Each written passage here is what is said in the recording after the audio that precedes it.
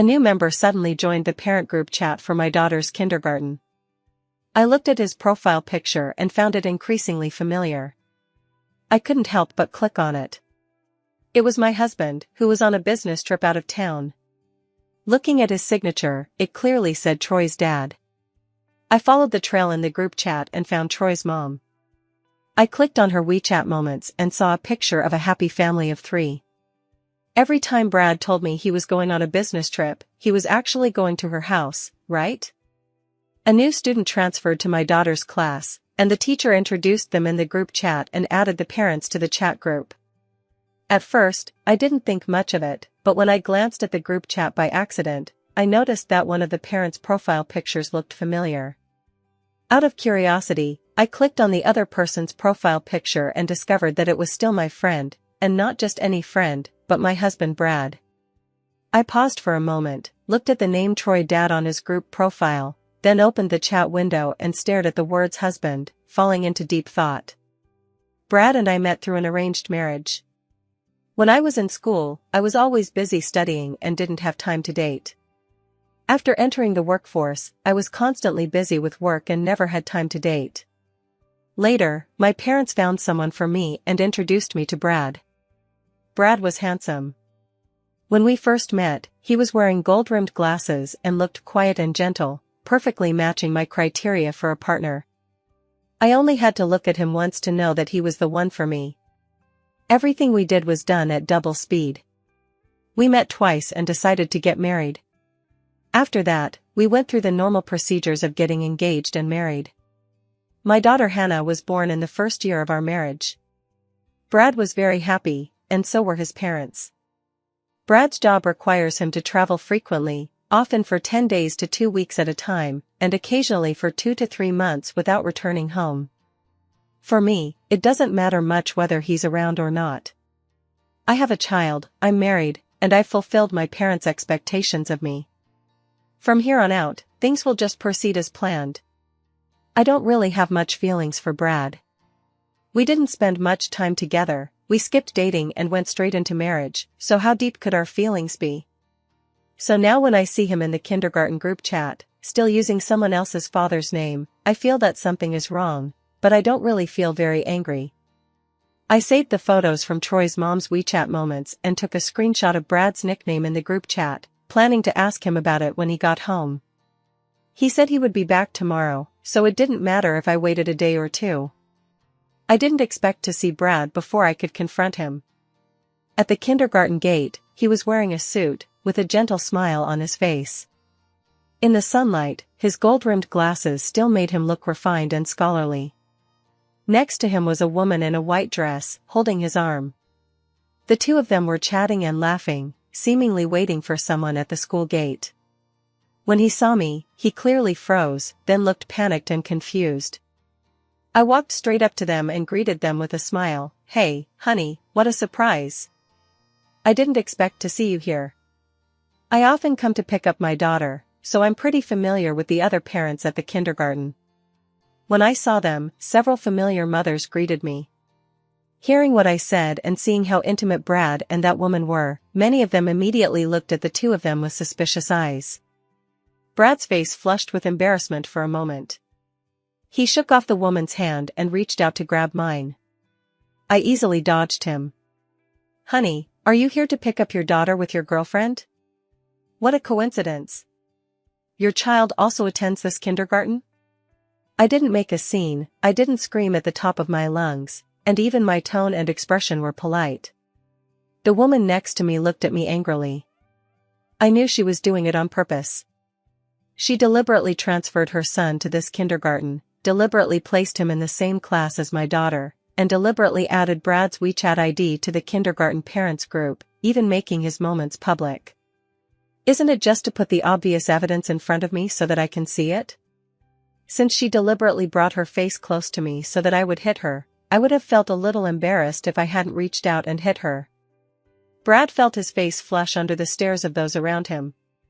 He pushed his glasses up his nose anxiously, eager to explain. "You misunderstood. It's not what you think. She and I aren't like that. That's not my child. We The more he explained, the more confused he became. I interrupted him with a smile, no need to explain to me. Is Mr. Jiang going home for dinner tonight? Yes, he is, Brad replied unconsciously. See you at home tonight. I have to pick up my daughter. I smiled and waved goodbye to him. The children in my daughter's class were already lining up to leave.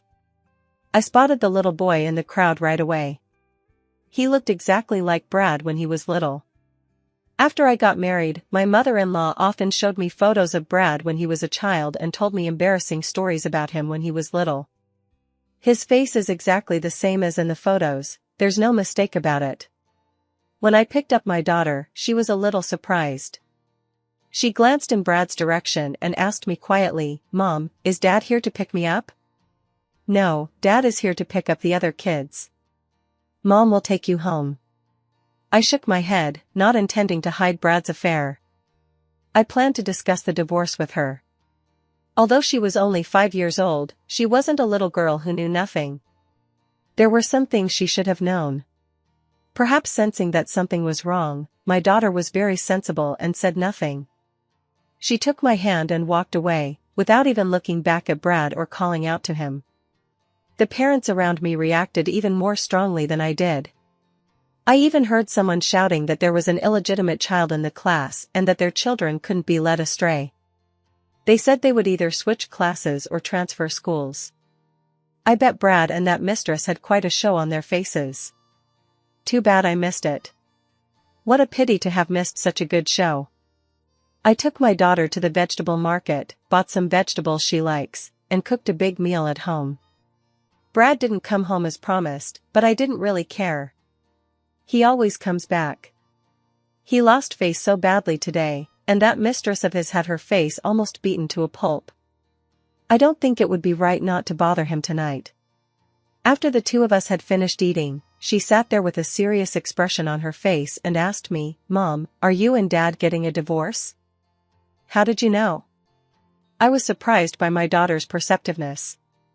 She paused for a moment before answering, all the other children have fathers and mothers, and their fathers often pick them up and drop them off. They all share interesting stories about their fathers in class. But my dad never picks me up or spends time with me. I don't see him all day, and there's nothing fun to share. Xiaopeng told me that if his parents' relationship is bad and they want to divorce, his dad won't take care of the kids. Mom, are you unhappy with Dad? If you're unhappy, you should just get a divorce. I'm used to it anyway, and I don't care if I don't have a dad. Hannah's voice was childish, but to my ears, it sounded like she felt I owed her so much.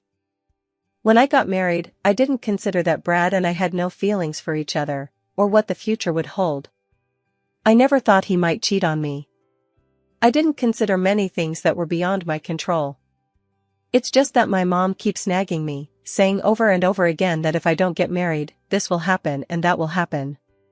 Every time I see her so worried and upset about my marriage, and even crying, I feel so guilty, like I'm still so old and still don't understand, making my parents worry and suffer because of me. So I followed their arrangements, obediently went on blind dates, got married, had children, and made them happy. But now I realize that they are happy, but I don't seem to be very happy. I got married and had children, fulfilling my parents' dreams. They saw their daughter get married and have children, as if they had completed some kind of mission. But as far as getting married is concerned, I didn't feel any happiness at all. Especially what Hannah is saying now, it suddenly makes me realize that marriage is not only something I don't find happy, but even our daughter doesn't feel happy either. I called Brad. The person who answered the phone was his mistress, and she sounded quite arrogant, challenging me, Brad won't be coming home tonight, so don't bother coming over. If you have any self-respect, you should know that he already made his choice. You just agree to the divorce and don't even think about getting anything from him. Everything he has is mine and my son's. You won't get a single thing. Tell him to come talk to me. I spoke calmly, not letting her provoke me. Seeing how calm I was, she seemed dissatisfied and wanted to say something, but someone had already snatched her phone away. Brad's gentle voice came through the phone, I'll be back tomorrow. I have something to take care of here and can't leave right now. I could still hear the woman's dissatisfied complaints. I don't want to wait until tomorrow, Brad. Either come back tonight or I'll expose your affair and your illegitimate child to all our relatives and friends. The choice is yours. I hung up the phone after saying that. I know Brad is a very proud man. He wouldn't allow something like this to happen, so he would definitely come back tonight, no matter how late it was. Things turned out just as I expected. At 11 p.m., Brad walked through the front door.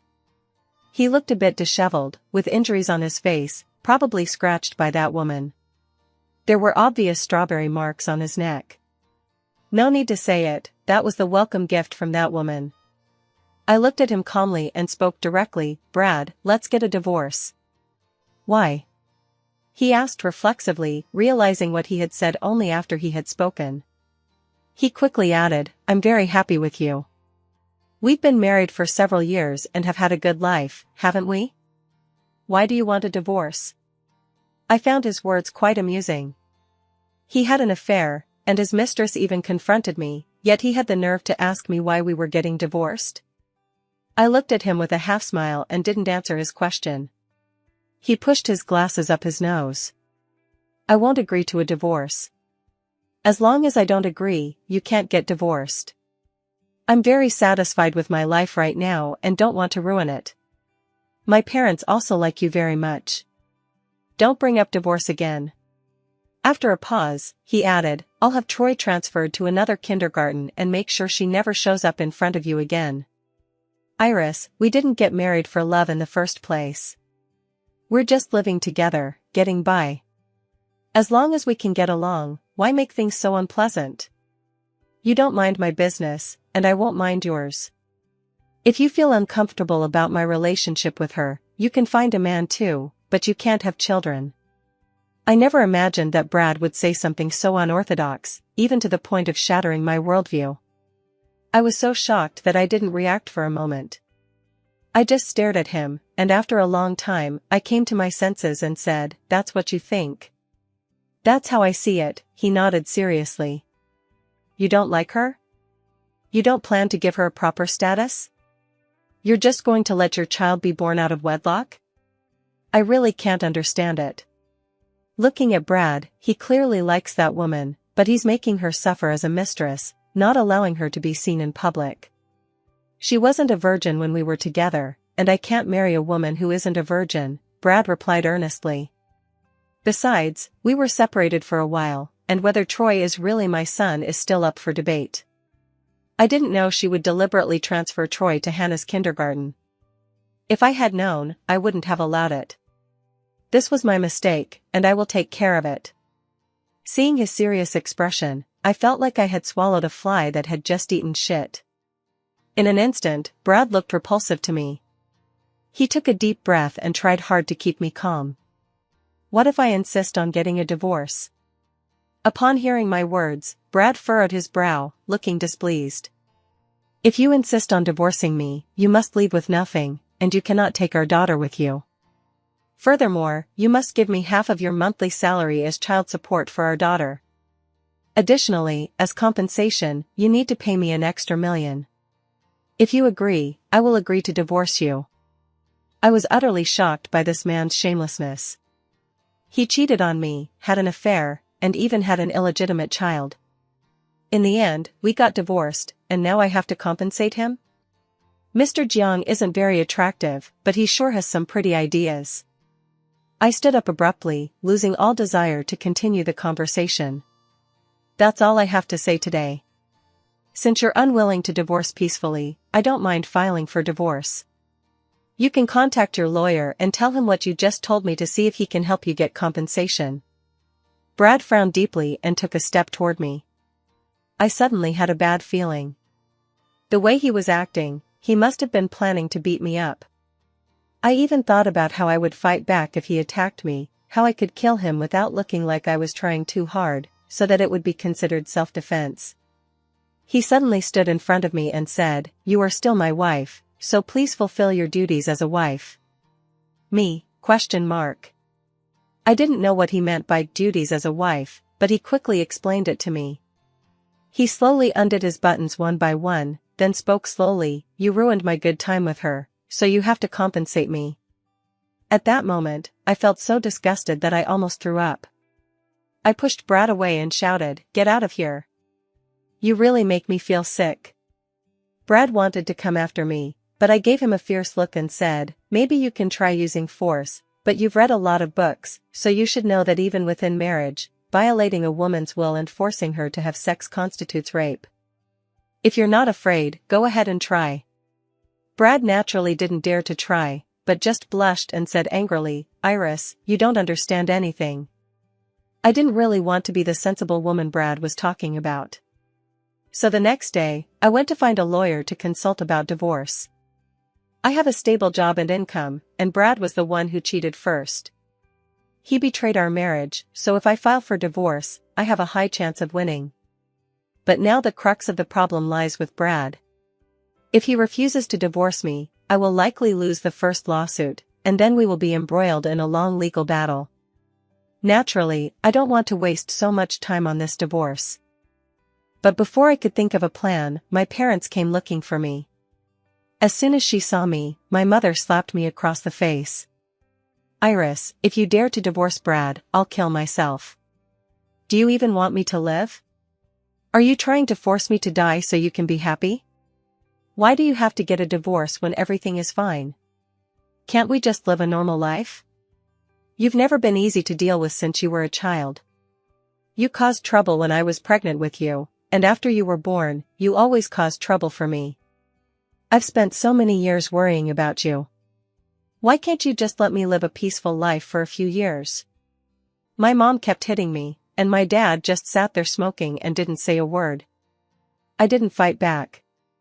I waited until my mom got tired of yelling and hitting me.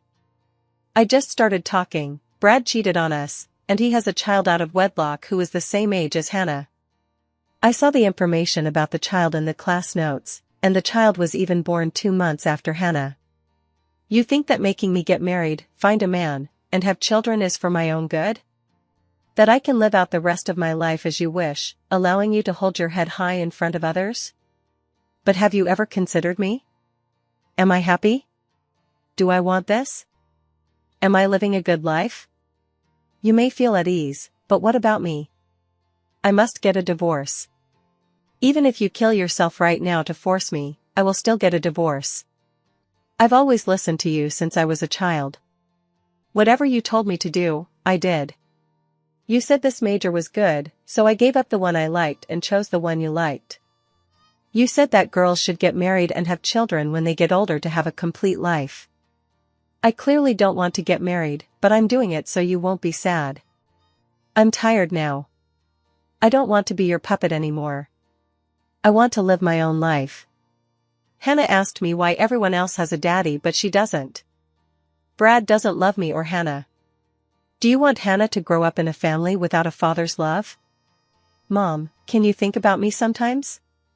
I looked at my mom, my voice calm, but as I spoke, I couldn't hold back my tears. My mother paused for a moment, then replied instinctively, "I'm only doing this for your own good. If you don't get married and have children, who will take care of you when you're old? I don't need to get married and have children just so someone will support me.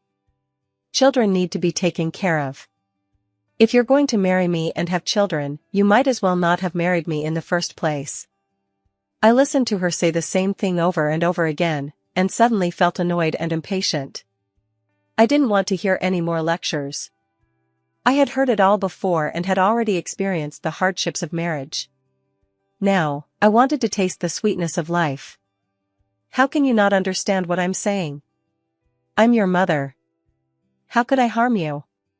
Even if Brad cheated on you, it's because of your problems. Why can't you reflect on yourself and see if you've done something wrong? If you were good enough, how could he have cheated on you? You don't even bother to dress up properly every day. Other girls wear dresses and put on makeup every day, but look at yourself. If I were Brad, I'd go out and find a woman, otherwise I'd have to come home every day and face you, you old hag. When my mother heard what I said, she immediately became furious and started yelling at me, pointing her finger at my nose. I listened expressionlessly. Over the years, I had grown accustomed to her behavior, but hearing those hurtful words still made me feel a little uncomfortable. After she finished scolding me, I sent her away. She was so angry that she kept hitting me until my father yelled at her, and then she stopped. When my father left, he glanced at me and said coldly, "If you've made up your mind, then go ahead. Your mother is like that. Don't pay any attention to her and don't listen to her." He finished speaking and walked away with his hands behind his back. This was the first time he had ever spoken to me like that. As far as I could remember, he had never paid any attention to me. Only my mother would constantly nag me, telling me what to do and what not to do. He would just sit there, reading the newspaper, not caring about anything. I once suspected that my father didn't like me at all. When I was little, my mother told me more than once that it was because I was a girl that my grandparents didn't like me and my father hated me. However, she was unable to have any more children due to complications during my birth. Over the years, she has blamed herself for not being able to give the Leon family a son, and she has taken all of that guilt out on me. I closed the door and realized that Brad had already started taking action. He knew my mom too well. But if he started it, I wasn't going to let him get away with it. That same day, I pretended to accidentally send a photo of him and his mistress's family to his family group chat. The Jiang family has a family group chat with 100 members, including all of the Jiang family's relatives and friends. It's very lively every day. When I sent a message, there were people chatting just a second ago, talking about this family and that family, but the next second, the whole group went quiet. Brad is considered one of the more successful members of the Jiang family, and many people envy him. Now, suddenly, I, his legally wed wife, am the one posting this news. I waited a while before rushing to the group chat and sending a message saying that I had accidentally sent it to the wrong group. Several people in the group said it was fine, but within 2 minutes, several people had added me as a friend, and a few aunts and sisters-in-law who were on good terms with me had already asked me what had happened. So I tearfully told them all about Brad's affair and the illegitimate child. These people are all big mouths, and I begged them repeatedly not to spread the news, but I'm sure it won't take half a day for the whole of City A to hear about it. Sure enough, Brad's parents arrived in the evening, and less than half an hour later, Brad rushed back. When he saw me, he was so angry that his veins bulged. If there hadn't been other people around, he would have beaten me up. "Iris, this is all Brad's fault. Blame him. You can hit him or yell at him, but please don't divorce him. If you divorce him, Hannah is still so young. What will happen to her? Everyone will make fun of her."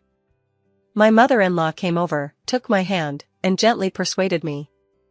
"Mom, that woman has already taken her son to Hannah's class. Even if I don't divorce you, people will still laugh at her." I spoke calmly. She was taken aback and turned to Brad. "Why did you ask her to transfer the child to Hannah's class?" Brad looked embarrassed. "I didn't know that was Hannah's school." "You should pay more attention to your child. You don't even know which school they attend. What kind of person are you?" "Iris, no matter what, your father and I are on your side. As long as you don't divorce, everything can be worked out. The Jiang family values face more than their own lives. Brad can cheat on me, but I can't divorce him." I didn't want to get into a fight with them over this, so I gave them a few half-hearted excuses and sent his parents away. They had just left when Brad immediately came up to me with a smug look on his face. "Honey, we're not getting divorced, right? Brad, you're really disgusting. First it was my parents, then your parents, and now both sets of parents have been used up. What else do you have up your sleeve? Go ahead and try it. I'm definitely getting a divorce." I stared at him expressionlessly, and the smile on his face gradually faded. He stared at me for a long time, as if to confirm that I was serious. When he realized that I was determined to divorce him and that no amount of persuasion from our parents would change my mind, he slammed the door and left. Brad hasn't come back for 3 days, and I know he's gone to see his mistress. That mistress is pretty stupid, reporting Brad's whereabouts to me every day and handing me evidence of his infidelity on a silver platter. I moved out of Brad's house with my daughter. During that time, my parents and his parents called me, but I didn't answer any of their calls. I blocked all their numbers and focused on discussing the divorce with my lawyer. Because I was worried that Brad and his family would resort to desperate measures and use my daughter to threaten me, I transferred her to a new kindergarten far away from the original one. I even changed jobs. A new environment, a new beginning. After 6 months of separation, the date of my first court hearing with Brad finally arrived. He looked haggard, his clothes were wrinkled, and he hadn't shaved in who knows how long. As soon as he saw me, he ran over and cried, saying he regretted it and begging me not to divorce him. There were quite a few people outside the court, and he knelt down in front of everyone and was photographed by someone with a cell phone. I remained unmoved. His infidelity wasn't a one-time thing, it had been going on for years. Even the son he had with his mistress was older than our daughter, which was something I absolutely couldn't tolerate. Moreover, even though he knew that I had discovered his infidelity, he showed no remorse whatsoever and did not even mention breaking up with his mistress or living a good life together in the future. I could never forgive a man like that. In court, Brad tearfully confessed, saying that he would change, return to his family, and never do it again. I have already discussed this with my lawyer. Under normal circumstances, if the husband has been unfaithful, as long as he sincerely repents and expresses that the couple's feelings for each other have not reached the point of no return, the judge will take this into consideration and dismiss the divorce application. So I didn't hesitate to present the video of him kissing his mistress before the trial, as well as all the photos and videos proving that he had been with her almost every day during the 6 months we were separated. All of this evidence was personally given to me by the mistress. It is legally obtained and does not involve any infringement, so it can be used as evidence. When Brad saw these things, his face turned green. The divorce went much smoother than I had imagined. It seems that the other woman was determined to become the official wife, and Brad had never hidden his desire for a polygamous relationship. Everything was done openly and honestly, giving me enough evidence to file for divorce. When he came out of the courtroom, the look in his eyes was no longer the slightest bit gentle. He just said coldly, "Iris, you'll regret this." I originally thought that once we went through the process, the divorce would be much simpler. After all, at this point, there was no way to salvage my relationship with Brad. But I underestimated him. 3 days after the lawsuit was settled, my daughter went missing. When I went to pick her up from kindergarten in the afternoon, the teacher told me that her father had come to pick her up early. I called Brad, but he didn't answer. I called his parents, but they were also evasive and couldn't give me a straight answer. I got in touch with Rose, Brad's mistress. On the phone, I could faintly hear my daughter crying and Brad's impatient growls. Rose told me the location, and I rushed over. When I arrived, my daughter was crying. There was a very obvious wound on her forehead, and the blood had not yet dried. As soon as she saw me, she screamed "Mommy," at the top of her lungs. My heart broke into a million pieces. "Hannah, it's okay, don't be afraid. Mommy will take you home soon." After calming my daughter down, I looked at Brad and asked him angrily, "Brad, what exactly are you trying to do?" "Iris, it's all your fault. I've ruined my reputation, and the promotion I worked so hard for at work is all gone because of you. You want a divorce and want to take her and live on your own? You're dreaming. You can get a divorce, but you must give up your share of the property, give me custody of our daughter, and agree to pay me $8,000 in child support each month. I will allow you to see our daughter every day. If you don't agree, don't even think about taking your daughter away. Even if you go out and shout it from the rooftops, as her father, it's only natural that I want to live with my daughter. And, Iris, I have a million ways to make sure you don't get custody of your daughter. You can try all you want." Brad seemed to have lost his mind, shouting at me with red eyes. I was afraid he would hurt Hannah, so I had to calm him down first. "Calm down. She's your daughter too. If you don't want to give me any money, I don't want your money. I don't want the house either. I don't want anything. I just want Hannah. I'll give you all the money we saved from our marriage. Just give me our daughter. Can you do that? How do I know you won't lie to us? Brad, she promised you she wouldn't divorce him, but she did it anyway. You can't trust this woman. Iris, if you want us to believe you, you can do this. Take off your clothes. Rose stood to the side with her arms crossed, glaring at me with a triumphant look on her face. I was stunned, staring at Rose in disbelief. Seeing that I didn't react, she impatiently urged, "What? You don't agree? You don't want your daughter to be better?" As she spoke, she walked over to Brad, raised her hand, and slapped Hannah across the face. Hannah's delicate little face suddenly bore a distinct handprint. Her tender skin was scraped by the nail tips on Rose's fingers, leaving a faint trail of blood. No. My heart sank. I'll take it off right now. Don't hurt my daughter. I cried and shouted, reaching out to unbutton my shirt. There were only Brad and Rose in the room. As long as I could save my daughter, I would do anything.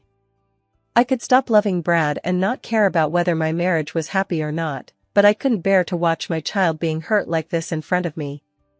I had undone half of my buttons when the police arrived. The teachers at the kindergarten felt very guilty and blamed themselves for not informing me that Hannah had been taken away, so they immediately called the police. The police followed the trail and tracked Brad down. They initially went to his house just to inquire about the situation. However, they ended up witnessing Brad and Rose using their daughter to coerce me. After entering the room, they quickly subdued Brad and Rose and dismantled 7 or 8 cameras in the room. Rose and Brad never intended to let me off easily from the start. They had prepared the cameras to take indecent photos of me and completely ruin my reputation. I rushed over and hugged Hannah immediately. Hannah had many injuries, all caused by Brad and Rose's abuse. In just a few short hours, my daughter had been tortured into this state by those 2 scumbags. The 2 were detained on suspicion of child abuse and kidnapping for ransom, with video evidence they had filmed themselves as proof. Soon, Brad's parents came looking for me. They blocked me at the entrance of the neighborhood and knelt down in front of everyone, begging me to spare their son. I refused, so they sat at the entrance of the community and cursed me, calling me shameless and accusing me of seducing men and trying to ruin their family. I immediately called the police. When dealing with such evil people, there is no need to show any mercy. The most direct means are sufficient. There was a commotion over there for several days. Every time they came, I called the police. Soon, they became well known in the neighborhood where I lived. Everyone recognized them as the son who kept a mistress and an illegitimate child and even tried to harm his own daughter. Brad's parents felt ashamed and never dared to come to see me again. They couldn't show their faces in the village, so they moved away shortly afterwards. Brad and Rose were both sentenced, one to 3 years and the other to 2 years. He no longer had his former vigor and enthusiasm. He obediently handled the divorce with me and divided the property according to the regulations. The original house was given to me, but I didn't plan to keep it. I entrusted a real estate agent to sell it, and then left the city with Hannah. My parents have never been able to accept my divorce. They felt that I had brought shame upon them. It wasn't until 5 years after my divorce that my mother slowly began to talk to me again. I think she has finally accepted my divorce and realized that there is no point in arguing with me anymore. The key is that they are getting older, and their health has been improving over the past 2 years. After all, I am their only daughter. I took Hannah back to visit them, and my mother brought up the subject again, hoping that I could find another man. She even said she could introduce someone to me, someone with good character, a house, and a car. I refused categorically. When I left home, I ran into Brad while hailing a taxi. He and Rose never got married after all. After he got out of prison, he lost his job, and his parents took all the property they had divided after divorcing me and immigrated abroad, leaving him without a penny. I knew he was living in poverty, but I never imagined he had ended up as a beggar. When he saw me, he clearly froze for a moment before rushing straight toward me. Iris, it's me. Please give me another chance. I beg you, believe me one more time. I'll never let you down again. I promise. He couldn't get close to me and was stopped by security. I didn't want to get involved with someone like him, so I quickly left. To my surprise, he found the neighborhood where I lived and started waiting for me downstairs every day. He told everyone he was my husband and spread rumors about me, saying I had cheated on him and abandoned him. Originally, I didn't really care how he acted towards me. I've heard too many rumors, and this kind of gossip doesn't bother me. But I didn't expect Brad to go to Hannah's school and cause trouble. When I got the call to go to the hospital, I found out that Brad had been waiting outside Hannah's school for 3 days. Today, he rushed out and tried to take Hannah away by force. Fortunately, Hannah's classmates noticed and stopped him, but Hannah was pushed and hit her head, causing a large gash on her forehead. When I saw her lying weakly on the hospital bed, all my anger came rushing back. When I went to the police station, Brad was still arguing, so I slapped him. Brad, if you were a man, you wouldn't be bothering me and Hannah at this point. We don't owe you anything. If you dare to bother her or me again, I won't mind sending you back to prison for a few more years. Hannah's injuries were not serious, and she did not want to press charges against Brad, so he was released after being detained for 48 hours. I saw him loitering near my neighborhood several times, but I didn't dare to get any closer. Later, there was a personnel transfer at the company, and I was assigned to City C. Hannah also worked very hard and, relying on her own abilities, was admitted to a university in City C. We have completely distanced ourselves from the people and events of the past and have truly begun a new life that belongs to us.